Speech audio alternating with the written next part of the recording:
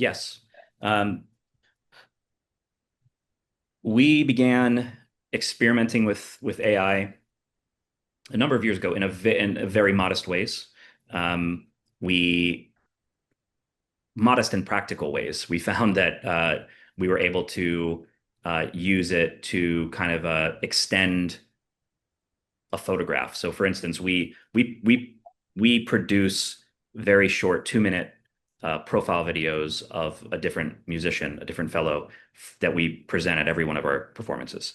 And part of that, and because we want to tell the story of that musician to the audience so that they can relate to them and they can also realize that, oh, this is a stage full of people, these individual people, and it's not just an orchestra.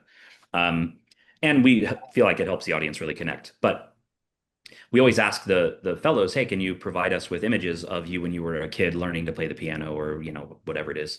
And often those images are very low resolution and they're often vertical because nowadays, even for those fellows when they were young, they're all taken by a phone. And so we have a terrible time of like, okay, what do we do with this low resolution image that's vertical and we want to be presenting it horizontally? Um, as images were made to be presented. And so we started using AI to build out the backgrounds. And we were completely blown away by uh, actually like the difference between when we first started doing it and a year later, how successful and amazing it was. Um, since then, we've gotten into it quite a bit more. And I think this year we'll be using it a little bit more than ever. Um, the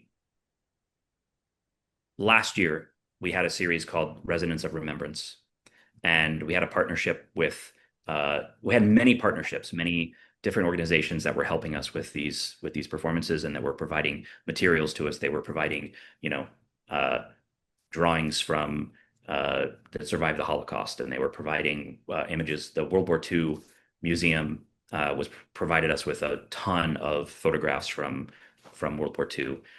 So we had a lot of partners that gave us wonderful material to work with, and we were trying to figure out a way that we could present some of these World War II photographs from the World War II Museum.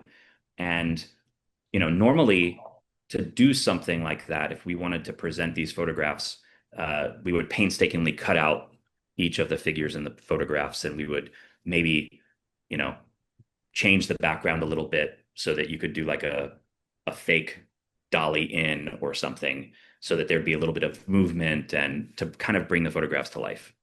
That's what we would normally have done 5 years ago. So we started experimenting with AI, and the amount of life that we were able to bring to those images is was staggering. We basically were able to make 20 or so images look like they were lost footage. I mean, we had a photograph of a shirtless soldier in a barracks surrounded by other soldiers, and he's playing a guitar, but it's just a still image of him playing a guitar. And we were able to make him play the guitar, smile, look around, and everybody else is moving in the frame. I mean, it looks like a lost clip.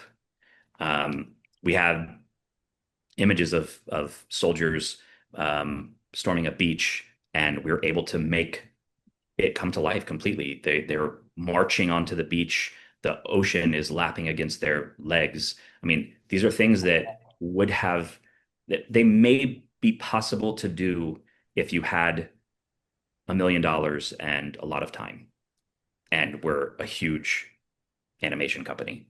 But otherwise, they're completely impossible to do. I mean, there's just no way to do the kinds of things that we were able to do. And so we successfully used AI to bring a bunch of these images to life in a really beautiful and compelling way. And that's something that, like I say, it was completely impossible to do just a couple of years ago.